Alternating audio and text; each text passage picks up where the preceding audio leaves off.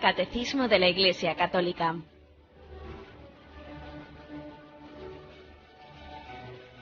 Un programa dirigido por Monseñor José Ignacio Munilla, obispo de San Sebastián.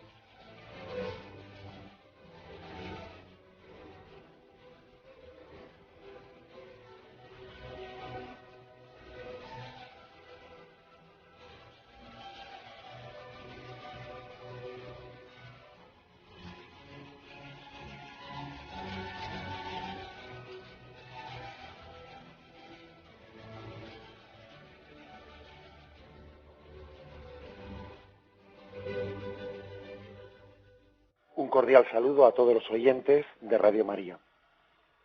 Un día más, con la gracia del Señor, proseguimos el comentario del Catecismo de nuestra Madre la Iglesia Católica. Estamos a partir del punto 1153. Dejamos ahí la explicación el último día y nos situamos un poco recordando que en esta parte de la liturgia, en la que estamos en la segunda parte del Catecismo, a la hora de explicar cómo es la celebración sacramental, el Catecismo echa mano de esta subdivisión. ¿Quién celebra? ¿Cómo celebra? ¿Cuándo celebra? ¿Y dónde celebra? Ya hemos explicado la primera parte, quién es el celebrante, y estamos en la segunda, cómo celebrar, cómo celebra la Iglesia Católica su liturgia. Palabras de acciones. Este es el título que tiene este epígrafe a partir del punto 1153. Palabras de acciones. ¿Cómo celebra la Iglesia su liturgia? Y dice el primer punto. Toda celebración sacramental es un encuentro de los hijos de Dios con su Padre, en Cristo y en el Espíritu Santo. Y este encuentro se expresa como un diálogo a través de acciones y de palabras. Ciertamente, las acciones simbólicas son ya un lenguaje, pero es preciso que la palabra de Dios y la respuesta de fe acompañen y vivifiquen esas acciones, a fin de que la semilla del reino dé su fruto en la tierra buena. Las acciones litúrgicas significan lo que expresa la palabra de Dios, a la vez la iniciativa gratuita de Dios y la respuesta de fe de su pueblo. Bueno, vamos un poquito desmenuzando las afirmaciones de este punto, el 1153. Lo primero que se habla es que la celebración sacramental es un encuentro. Es un encuentro. Toda celebración sacramental es un encuentro personal con Cristo. Eso, ya solamente esa afirmación, pues nos debería de dar muchísimo que pensar y que meditar. Los sacramentos no son, ni debemos de vivirlos como celebraciones sociales, no son, ni debemos reducirlos a un encuentro entre nosotros, que a veces parece que el sacramento es como una ocasión de encuentro entre la familia. Y claro que puede ser también un marco para encontrarse en la familia, pero no es eso lo esencial. Lo esencial es un encuentro personal con Dios. Por ejemplo, un funeral. Por desgracia, ¿cuántas personas pueden vivir un funeral como el marco en el que yo también ante la sociedad, pues doy un pésame a una familia? Bueno, eso es un aspecto, pero no es el aspecto prioritario. El aspecto prioritario es otro, es un encuentro personal con Cristo, en el que oramos por un ser difunto, pidiendo su purificación, si es que la necesita, su purificación, para que entre a ver el rostro de Dios. Es la asamblea que encomienda a Dios un ser suyo, o sea, un miembro suyo que ha fallecido. Todo sacramento es un encuentro personal. Nosotros tenemos muchos riesgos de dejar esto en el olvido, igual sin negarlo, ¿no? Porque yo creo que negarlo, pues no lo negamos, ¿no? Afortunadamente, pero sin negarlo, más bien dejamos esto en la penumbra y ponemos en primera línea aspectos que son secundarios. Entonces, un sacramento no es un marco social, para presentar ante la familia el niño que ya ha crecido un poquito y hacemos la primera comunión. Un sacramento no es un marco social pues para dar el pésame a nadie. Un sacramento, incluso fijaros, pues cuando es una boda, ¿no? Dice, no es un marco social para presentar la novia ante los demás, o para hacer una celebración de que nos queremos. No, un sacramento es antes que nada, antes que todo eso, y muchísimo antes, un sacramento es un encuentro personal con Cristo. La prueba es de que esa boda se podía celebrar pues sin público presente, vamos, sin invitar a la familia, y sería perfectamente válida. La prueba es que el funeral pues también puede tener de una manera muy solemne, de una manera más privada. La prueba es que la primera comunión se puede hacer sin tanta parafernalia como hacemos, sencillamente yendo a la familia y recibiendo el niño personalmente la comunión, el encuentro con Cristo. Pero a veces nosotros hacemos de lo accidental lo esencial, y entonces es cuando deformamos las cosas. Cuando uno hace de lo accidental lo esencial, pues sin negar las verdades, incluso aunque no niegue las verdades esenciales, es que si no las afirma, acaban por poco a poco por olvidarse. Las cosas que no se afirman, con el paso del tiempo es como si los hubiésemos negado. Aquí si no afirmamos que el sacramento es un encuentro personal con Cristo, con el paso del tiempo pues será un rito social, ni más ni menos. Toda celebración sacramental es un encuentro personal con el Padre, en Cristo y en el Espíritu Santo. Un encuentro personal.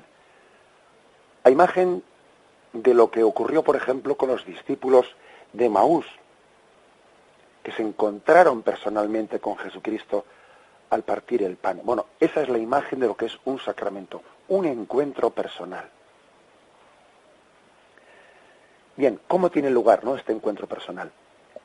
Dice aquí, a través de, en un diálogo que se expresa de acciones y palabras. Y fijaros que el diálogo es por ambas partes, por ambas partes.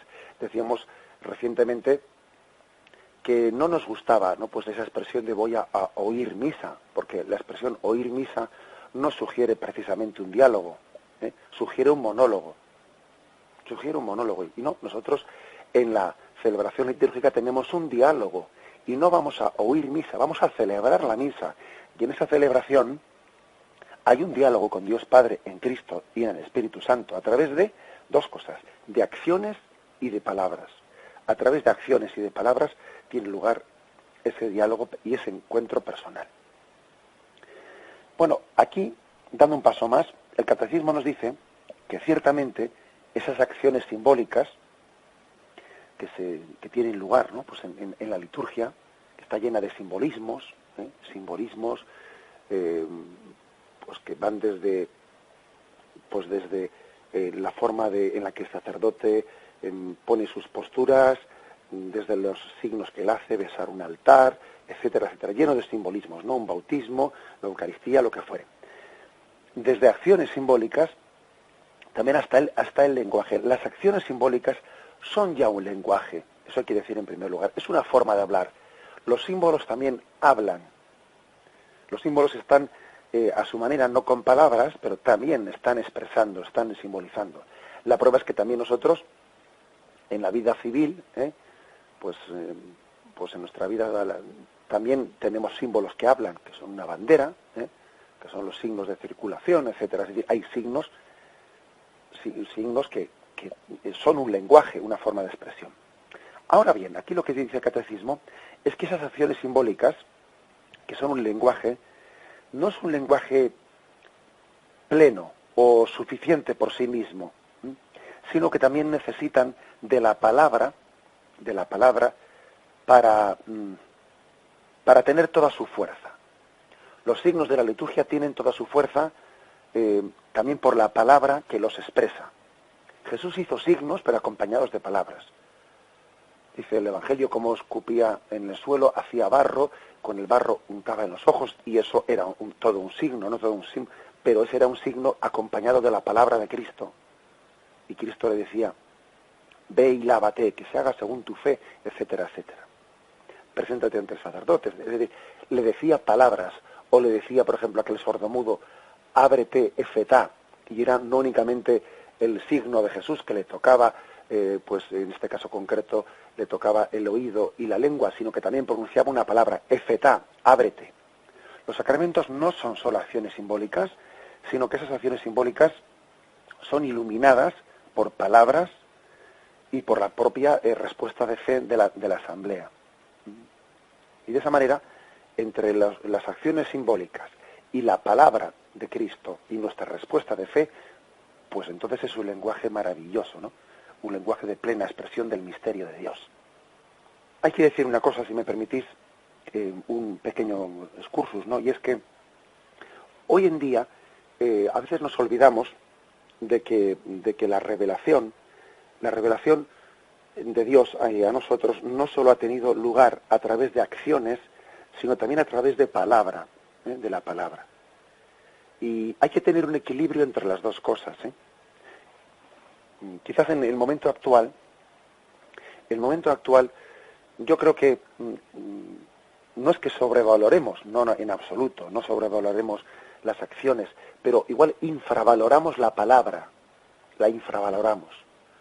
Hoy en día somos muy tendentes a decir, bueno, aquí lo importante son las acciones, los hechos, menos palabra y más testimonio. Hombre, claro que es verdad que una palabra que no va acompañada de las acciones y del testimonio es una palabra vacía, claro que es verdad.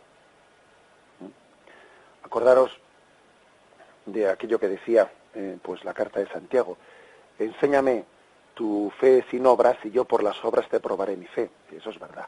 O sea, es decir, la palabra, si no va también acompañada de acciones, ¿no? Pues acaba siendo un discurso vacío, un discurso racional que llena la mente, pero vamos, no mueve el corazón ni la vida. Eso es verdad. Pero yo creo que hoy quizás, en el momento cultural en el que estamos, igual pecamos de lo contrario. Ojo, no de sobrevalorar las acciones, pero sí de infravalorar la palabra, ¿no? Y somos muy tendentes a decir, bueno, a mí que no me metan rollos. Que no me metan rollos. Igual, y en la liturgia, pues hacer acciones, a reducir la liturgia, acciones pues muy bonitas, muy simbólicas. Bueno, pues yo que sé, encendemos muchas velitas, o allí se nos ocurren hacer unas ofrendas muy originales, y yo qué sé, ¿no? Hacemos unas pancartas, unos pósters, ¿sí?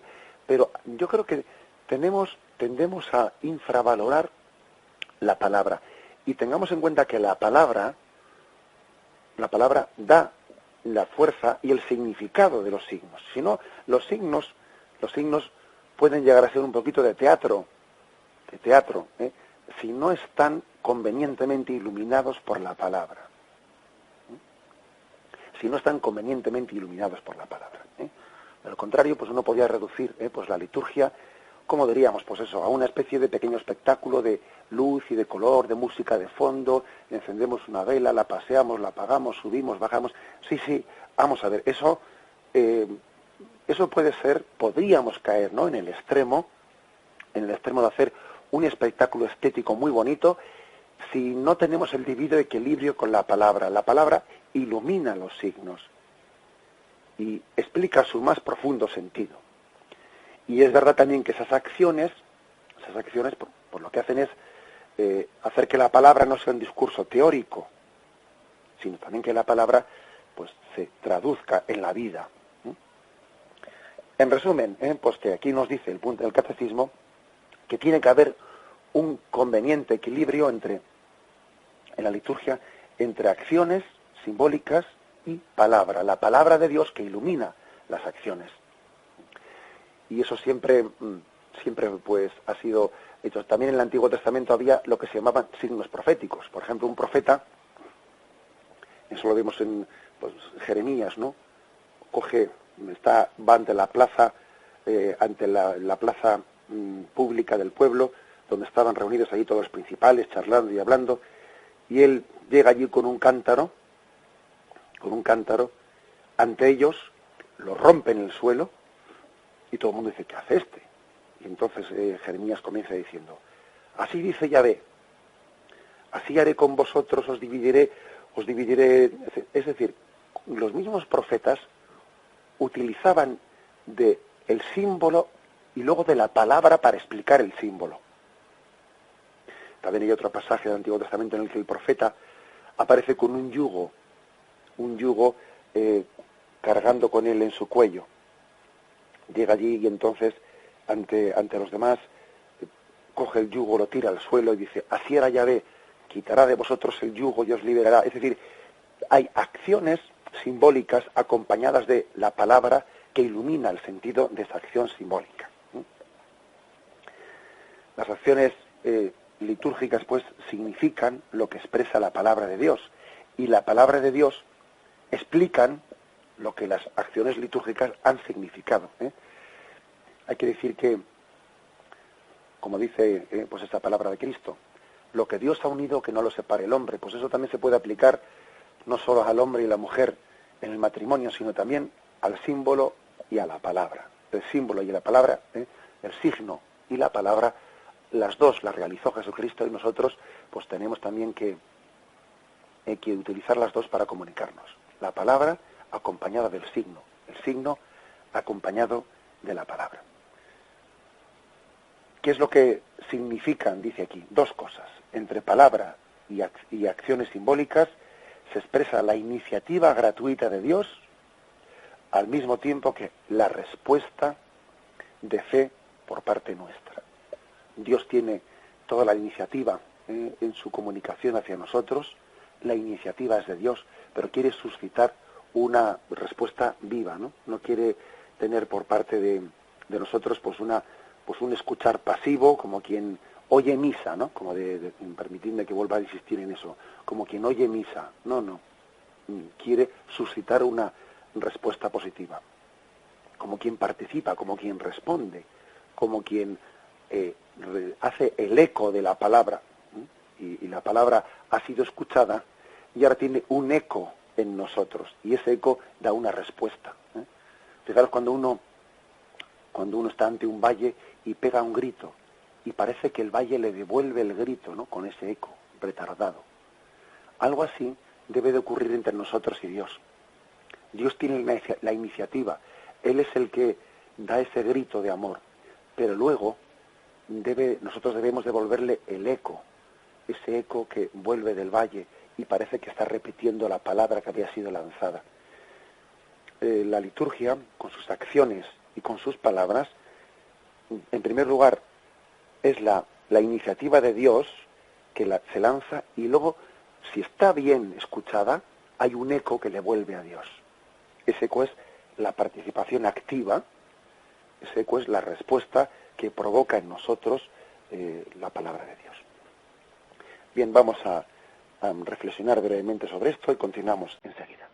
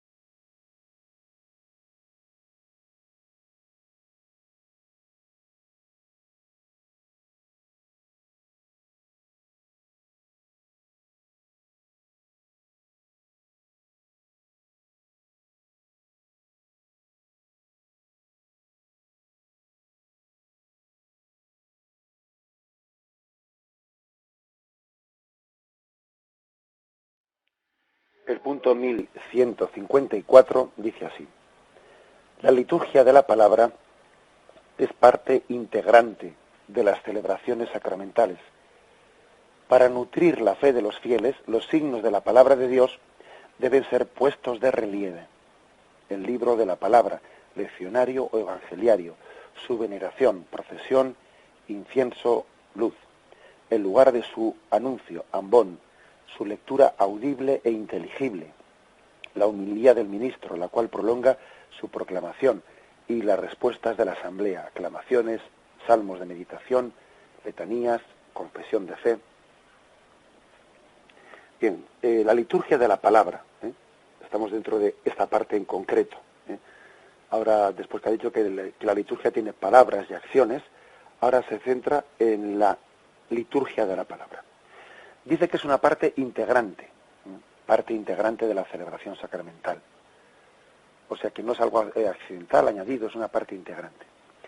Es verdad que no es una parte, como podríamos decir, pues esencial, en el sentido de que imaginémonos pues que alguien celebre un bautismo de emergencia y puede celebrarlo pues sin la palabra, sin la liturgia de la palabra.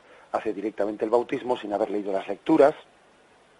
Es verdad que uno también puede hacer la unción de enfermos sin la liturgia de la palabra. O sea, es una parte integrante, aun cuando no es que sea estrictamente necesario hacer la liturgia de la palabra para la validez del sacramento. La Iglesia es madre y también entiende que por el bien de sus fieles, pues hay momentos y ocasiones en las cuales hay que simplificar las cosas.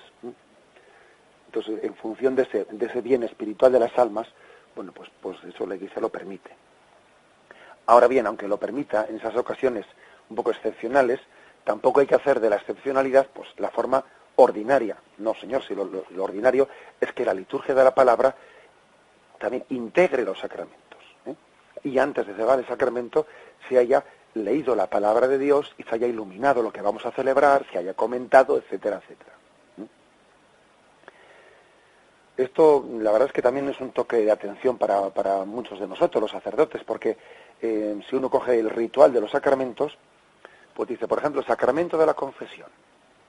El sacramento de la confesión, con el ritual en la mano, pues hay que decir que cuando uno va a confesarse individualmente, incluso ante el sacerdote, no digo ya únicamente una celebración de esas penitenciales comunitarias en la que se hace la liturgia de la palabra y se hace la explicación, se hace un examen de conciencia entre todos y luego la gente va una por una a confesarse ante todos los sacerdotes. No, sino incluso cuando sea en la fórmula primera, la individual, en la que va un penitente al confesionario, ¿no? Pues en sí el sacerdote debería de leerle, o sea, debería de allí de proclamar los dos vis a vis, primero un texto de la palabra de Dios antes de proceder a la confesión de los pecados. Que no lo hacemos, o que lo hacemos simbólicamente abreviándolo en una invocación, en una breve estrofa, pues es cierto, y es una llamada de atención que la liturgia nos dice, no eliminemos la liturgia de la palabra cuando se pueda hacer. Hombre, cuando hay una urgencia, pues hay una urgencia. También es verdad que no es lo mismo una confesión en la que el sacerdote tiene un poco más de tiempo y el fiel ha venido de una manera pues un poco más holgada, que como a veces andamos confesando a 8 personas un rato antes de la misa, pues porque comienza la misa enseguida. A veces también las circunstancias apremian de una manera que también la Iglesia, bueno, pues como madre que es, sabe entender las circunstancias, ¿no? También a veces nuestra madre, cuando prepara la comida, la prepara de una manera más elegante, poniendo manteles, etcétera, y en la mesa un mantel y unos candelabros y yo qué sé, ¿no? O adornando la mesa porque es un aniversario y quiere hacer de una manera un poco especial. Y otras veces pues comemos de una manera más sencilla, ¿no? Y las dos son comidas de madre. Pero una cosa es que las dos sean comidas de madre, pero como también hay que tener cuidado de no caer en el desmadre, sin perdonar la broma, caer en el desmadre, pues sí que debemos de cuidar siempre que sea posible la liturgia de la palabra al comenzar un sacramento. Por ejemplo, la unción de enfermos, cuando el sacerdote va a dar la unción de enfermos en una casa, o el sacramento de la confesión, dice, es parte integrante.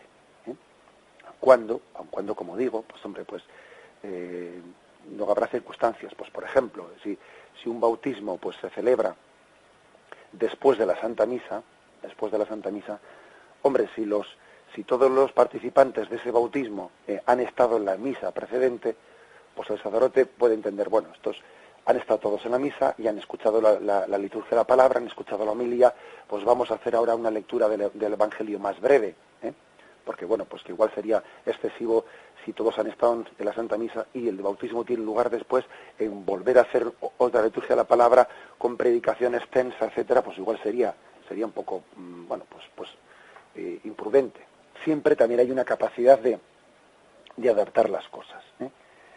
Pero aquí lo importante es que lo que en este punto 1154 se centra más es en decirnos que la liturgia de la palabra tiene también sus signos. O sea, la palabra no únicamente explica los signos, sino que la propia palabra tiene sus signos. ¿Cuáles son estos signos? Los mismos signos que tiene la palabra. Pues aquí nos ponen unos cuantos.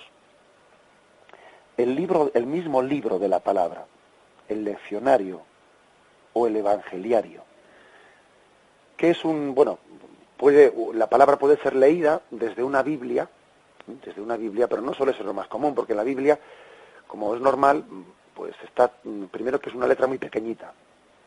Segundo, que allí no está, en la Biblia no está puesto lectura del Santo Evangelio, no, sino lo normal es que sea leído desde un leccionario en el que la Iglesia tiene ya puesta la lectura de cada día y está introducida, lectura del Santo Evangelio, etcétera.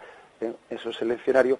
Incluso ahí está la lectura primera, el Salmo, la segunda lectura, pero incluso el Evangeliario es un libro todavía más solemne, que suele estar encuadernado de una manera pues todavía más hermosa, en el que únicamente está el Evangelio.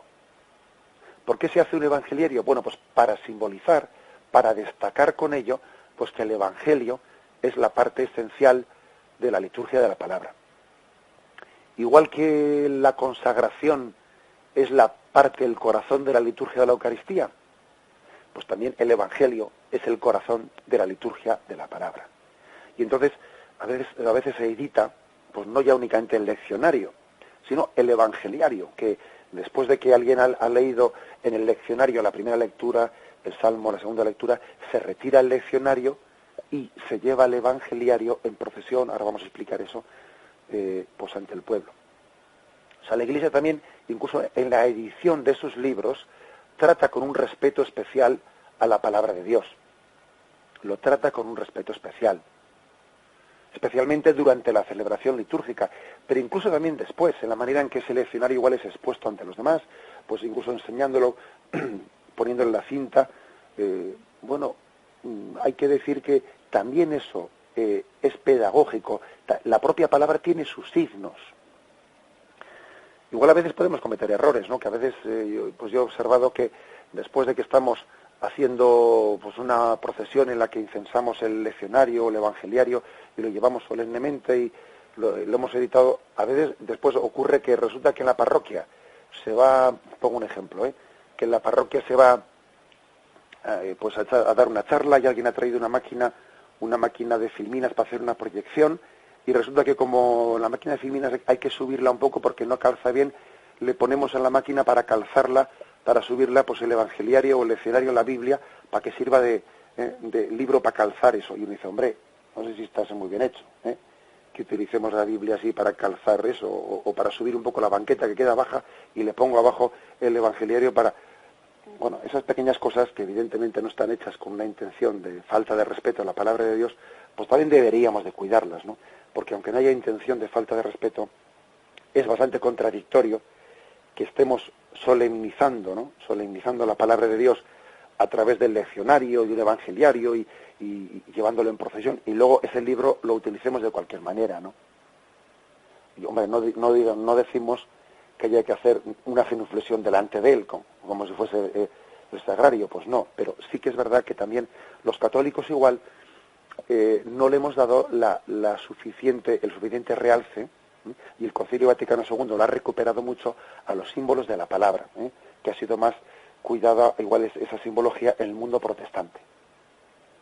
El Concilio Vaticano II ha querido recuperar toda esa fuerza catequética, que tiene también pues el solemnizar con signos en los que se expresa en nuestro respeto a esta palabra de Dios, a esa expresión de la palabra de Dios. Por lo tanto, el leccionario, o incluso más todavía los evangeliarios, son libros en los que se recogen los textos de la Biblia que van a ser proclamados y se recogen en ediciones pues dignas a distintos niveles, incluso a veces muy hermosas, muy bellas. Incluso a veces los evangeliarios han sido auténticas obras de arte en las que se ha grabado, incluso hasta se ha forrado externamente pues con unas pieles, etcétera. Es decir, el arte El arte ha encontrado un lugar de expresión en el propio libro en el que solemnemente se recoge la palabra de Dios. Bien, hacemos un momento de reflexión y seguimos enseguida.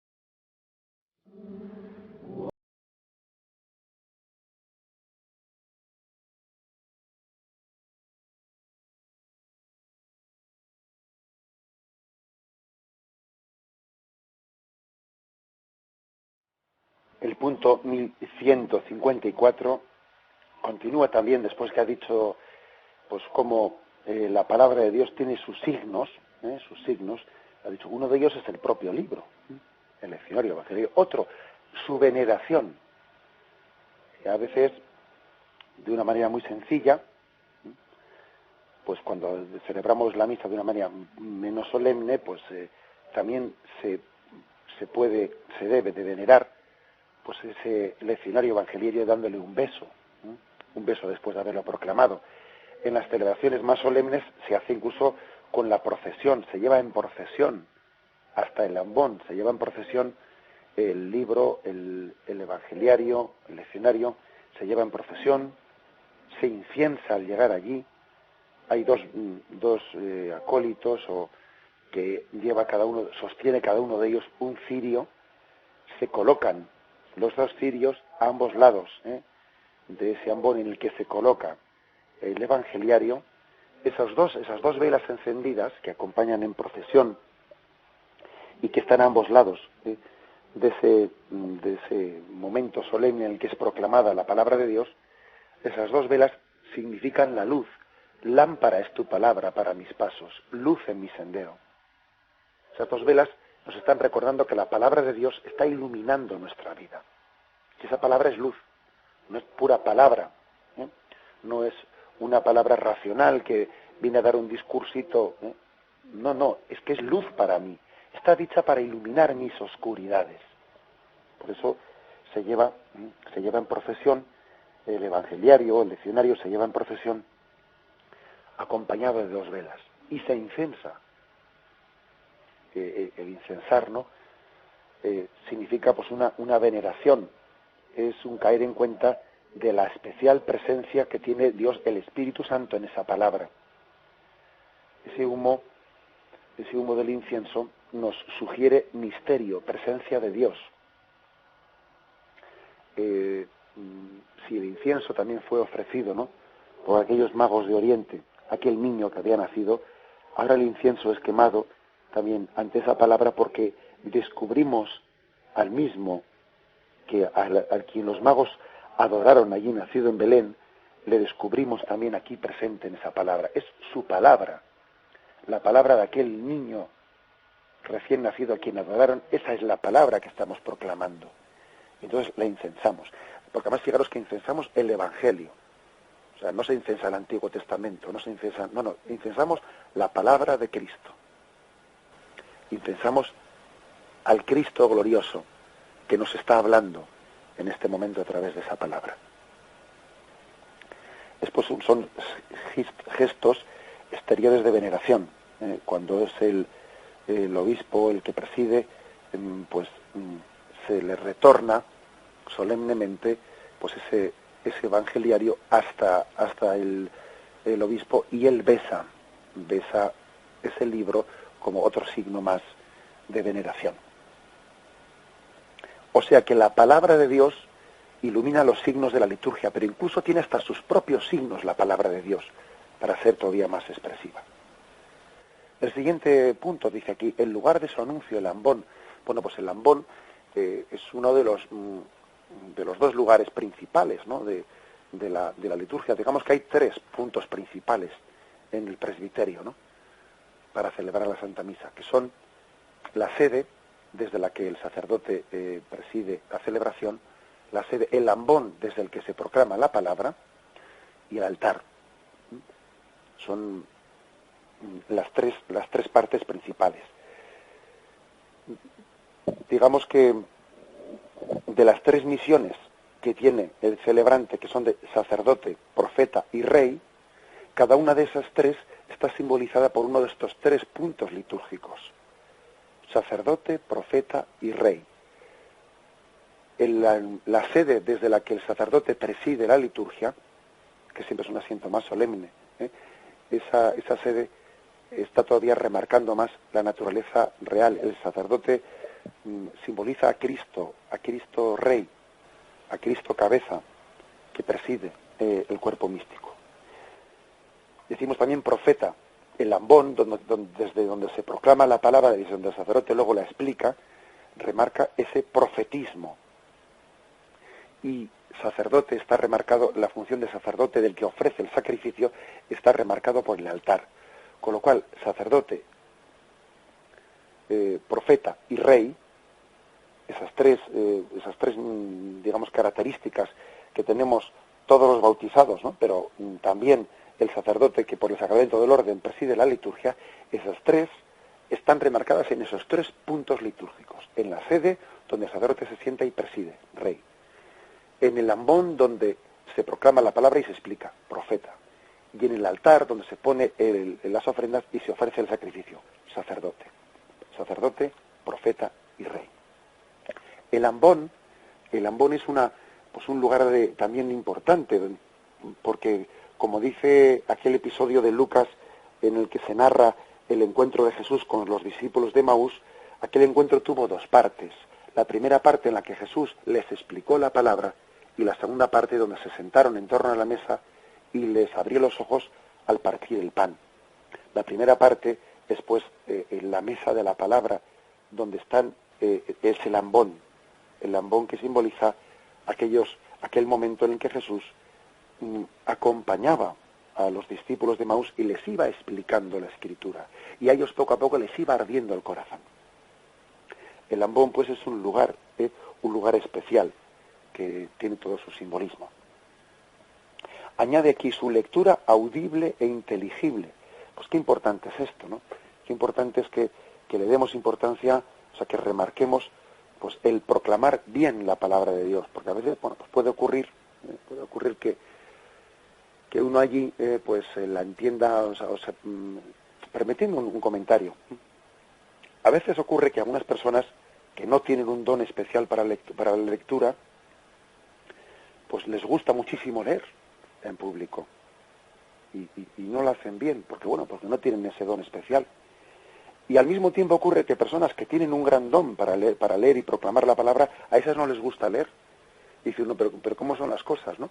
A los que les gusta leer, la verdad es que no tienen mucho don para ello, y a otros que sin embargo lo hacen muy bien, pues no les gusta hacerlo. Y dice uno, hombre, pues los dones que Dios ha puesto en nuestras manos deberían de ser bien utilizados, para que la palabra de Dios, alguien antes de haberla leído, incluso se la prepare, haga oración con ella, la entienda, etcétera. Y cuando alguien ha preparado de esa manera las cosas, luego las proclama mucho mejor, claro, las proclama mucho mejor, porque esa lectura pues la ha preparado, ¿no? Digamos también una pequeña anotación, y es que cuando por lo que sea, pues la palabra de Dios es mal proclamada y se entiende mal, etcétera, pues hombre, también es una pena. Debería el mismo sacerdote y todos los demás, no decir, bueno, a ver cómo la próxima vez lo hacemos un poco mejor o lo mejoramos, pero tengamos también cuidado de no caer en la tentación de que el demonio también siembre en nosotros esa especie de desasosiego interior, que perdamos la paz en la celebración.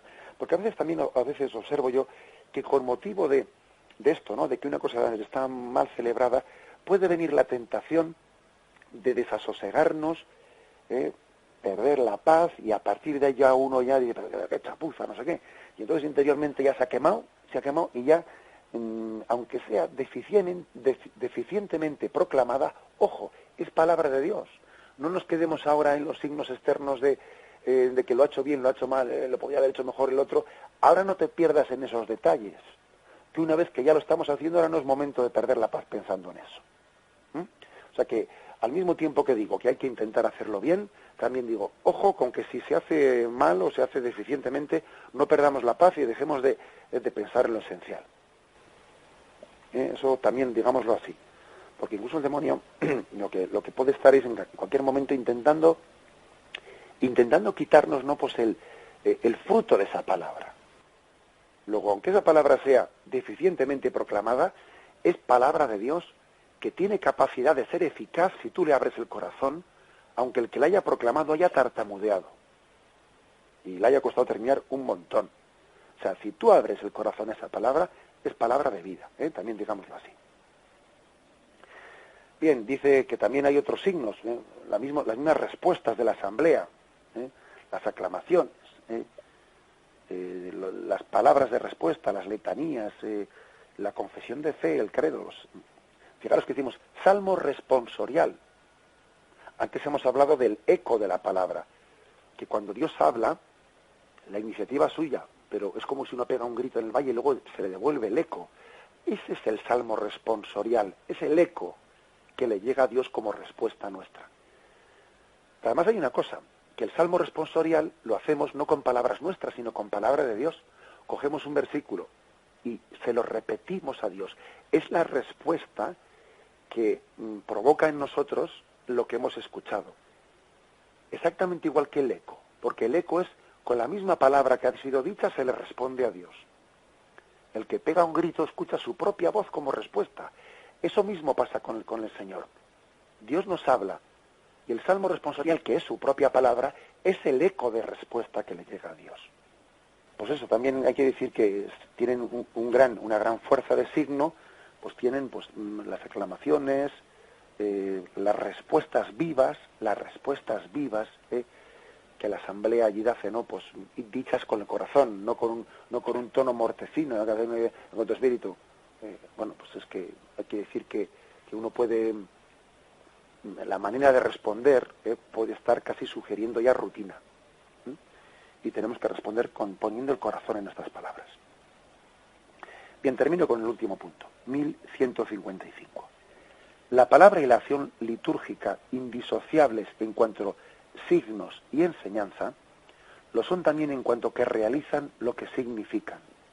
El Espíritu Santo, al suscitar la fe, no solamente procura una inteligencia de la palabra de Dios, suscitando la fe, sino que también mediante los sacramentos realiza las maravillas de Dios, que son anunciadas por la misma palabra. Hace presente y comunica la obra del Padre, realizada por el Hijo amado. Bien, no me entretengo mucho en este punto porque hemos tenido ocasión de explicarlo en días anteriores. Sencillamente decir que la palabra y esas acciones litúrgicas no solo explican pedagógicamente, no solo simbolizan, también hacen eficazmente con la fuerza del sacramento, hacen presente el misterio. O sea que no solo es evocar, acordaros de que hablamos de la epíclesis, que era el momento en el que, invocando al Espíritu Santo, por la fuerza del Espíritu Santo, hacía presente a Jesucristo. En el sacramento de la Eucaristía, sustancialmente presente. En otros sacramentos, virtualmente presente por la fuerza de ese sacramento.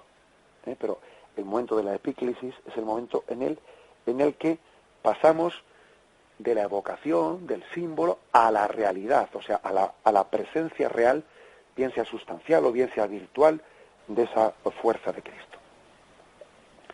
Entonces, las maravillas de Dios que han sido evocadas, pues que han sido anunciadas, se hacen presentes. Y se hacen presentes de una manera eficaz. Y Cristo está allí presente. Cristo está allí presente. Y su presencia, pues no es de adorno, sino que transforma corazones, cambia las vidas, ilumina aspectos que en nuestra vida pues están faltos de luz. En su presencia pues es eficaz. La palabra y la acción litúrgica no solo simboliza, no solo explica mediante un discurso, sino que es que además realiza, tiene la fuerza de realización. Bien, me despido con la bendición de Dios Todopoderoso, Padre, Hijo y Espíritu Santo, descienda sobre vosotros. Alabado sea Jesucristo.